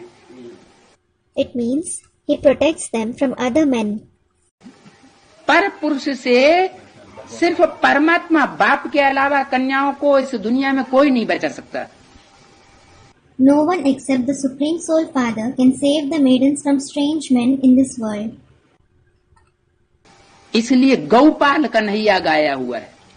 For this reason, he is praised as Gaupal Kanhaiya. It means Krishna, the one who sustains cows. क्या बैल पाल नहीं गाया हुआ है? What? He isn't praised as Balpal, meaning the one who sustains bulls. क्यों? बैलों ने बेचारों ने क्या पाप किया? Why? What sin have the poor bulls committed? हैं? बैल जो होते हैं वो स्वतंत्र प्रकृति के होते हैं। The bulls have the nature of being independent. पुरुषों को कहा गया बैल और कन्याओं माताओं को कहा गया गौ। The men are called bulls and the maidens and mothers are called cows. गौ क्यों कहा गया? Why were they called cows? गौओं की मान्यता कौन से देश में विशेष है? भारत में। In which country are the cows especially honored? In Bharat. तो भारत देश में गाय की ये विशेष शिफ्ट है कि वो सबसे सीधा जानवर माना जाता है। So, in the country of Bharat, the special quality of a cow is that it is considered the simplest animal. ये बात दूसरी है कि आजकल गैया भी कोई कोई बैल होती है। It is a different issue that nowadays even some cows are bahel. बैल गैया माना किसी खूंटे से बंध करके नहीं रहती है। Bahel cow means it doesn't stay tied to a peg. आपने देखो होंगे ऐसे गायों के झुंड जो खूंटे से बंद कर रहना ही पसंद, उनको कोई बांधे भी तो जबरदस्ती तोड़ा के भाग जाएंगी। You must have seen such herd of cows that they don't like to stay tied to the peg at all. Even if someone ties them, they will break the rope forcibly and run away. बंध के नहीं रहेंगी। They won't stay tied. आप बन गई है, जंगल की गई है, कांटों के जंगल की। A student, ban gaiya. Yes, ban gaiya. That is the cow of jungles, the jungle of thorns. तो परमात्मा बाप गारंटी देते हैं कि नरक को स्वर्ग बना के जाऊंगा। So, the Supreme Soul Father guarantees, I will go after making hell into heaven. ऐसे वापस नहीं जाएगा। He won't go back simply. अब यहाँ तो बोला हुआ तुम सब मीराएं हो। Now, it has been said here, all of you are Meeras. सो क्यों बोला हुआ है? Why is it said so? तुम सब मीराएं हो तो फिर तो वो कन्याएं भी उस लिस्ट में आ गई क्या? If all of you are Meeras, are the maidens also included in that list? यहाँ बोलने की फ्री है। There is freedom to speak here. ऐसे नहीं कि अंदर से कोई बात अंदर से रखना है, फ्री होकर के बोलो। यहाँ अगर थोड़ा सा भी शिकन रह जाएगा संकल्प में तो बाहर जाकर के चौड़ा हो जाएगा। It isn't that you should keep some thought within. Speak freely. If even a slight wrinkle, that is doubt, remains in the thoughts here, it will widen after going outside. हैं? हाँ, नहीं, कन्याएं तो बंधन में नहीं है। A student. All are in bondage, so all are Meera. No, the maidens certainly aren't in bondage. कन्याएं तो फ्री है ना। The maidens are free, aren't they? चाहे तो विष न पिए। If they want, they may not drink the poison of lust. बाप की ही बन करके रहें। They can belong only to the Father and live. क्या? लेकिन यहाँ ये क्यों कहा कि सब मीराएं हो? तुम सब इतनी मीराएं हो? What? But why was it said here, all are Meera, all of you are Meera? ये नहीं कहा सब मीराएं हो, कहा अभी तुम कितनी मीराएं हो। It wasn't said, all are Meera. It was said, now you are so many Meeras. वो तो एक मीरा थी। That was just one Meera. अभी तुम सब मीराएं हो। ये क्यों कहा कि अभी तुम सब मीराएं हो? Now all of you are Meera. Why was it said, now all of you are Meera? हैं? कलयुग लोक लाज कुल की मर्यादा पसंद नहीं करती हो। You don't like the Iron Age public honor and customs of the clan.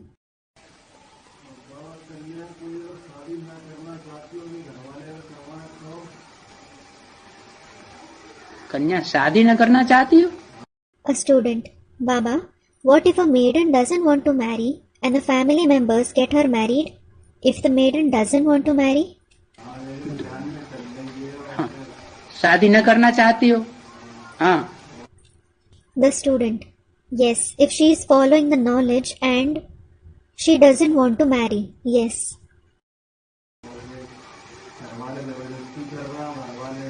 तो वो तो कंसी जरासंधियों के बंधन में हो गई। The student and the family members are forcing her. Then she is in the bondage of Kansi and Jarasindhi, villainous characters in the epic Mahabharata. अगर वो अपने को कन्या समझती है और बाप का ज्ञान सुना हुआ है तो उसको समझना चाहिए कि मैं तो निर्बंधन हूँ। If she considers herself a maiden and has heard the knowledge of the Father, she should think, I am free from bondages. मैं बंधन में क्यों फंसूं? Why should I get entangled in bondage? दौड़ आएगी बाप के पास। She will go running to the Father.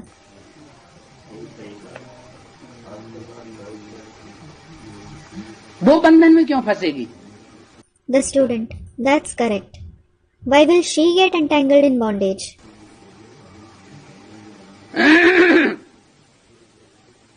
तो कलयुग लोक लाज कुल की मर्यादा पसंद नहीं करती हो। You don't like the Iron Age public honor and customs of the clan. कलयुगी कुल की लोक लाज मर्यादा कौन सी है? What is the public honor and custom of the Iron Age clan? हैं? हाँ, विवाह करना है, शादी करना है। Student replies, yes, to get them married, to get them wedded. तो वो तो दुनिया भी लोक लाज कुल की मर्यादा हुई कि शादी करके रहना जरूर है। So, it is worldly public honor and custom of the clan that they should definitely get married. क्यों?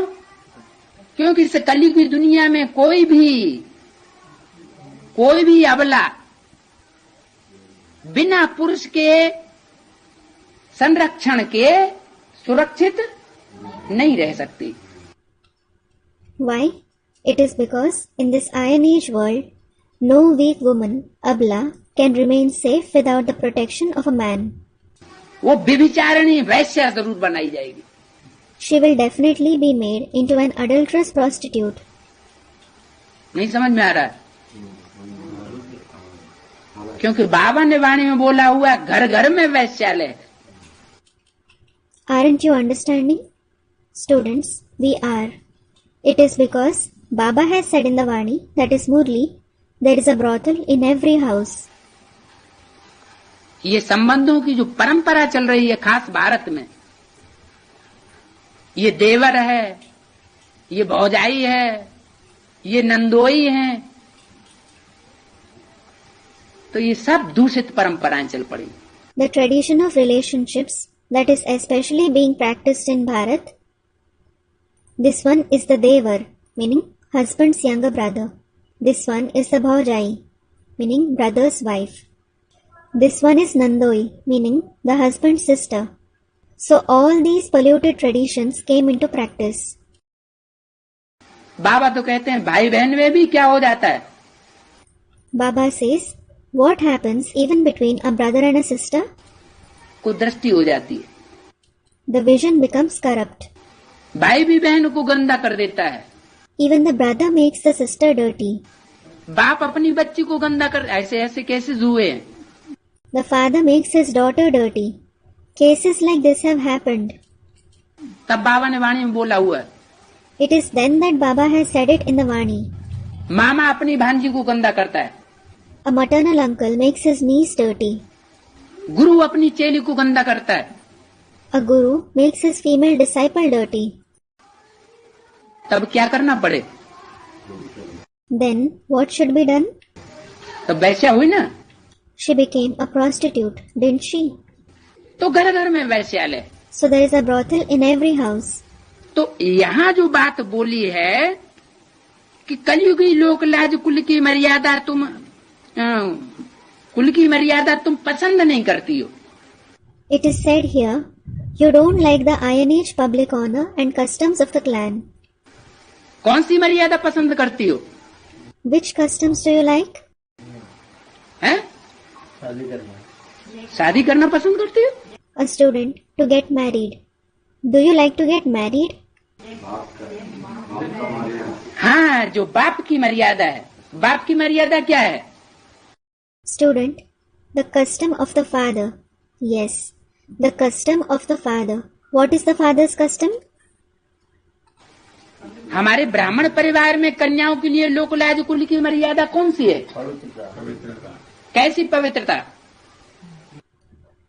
What is the public honor and customs of the clan for the maidens in our Brahmin family? Students, purity. What kind of purity? कैसी पवित्रता? What kind of purity? हैं? मन से। Through the mind. End of the cassette.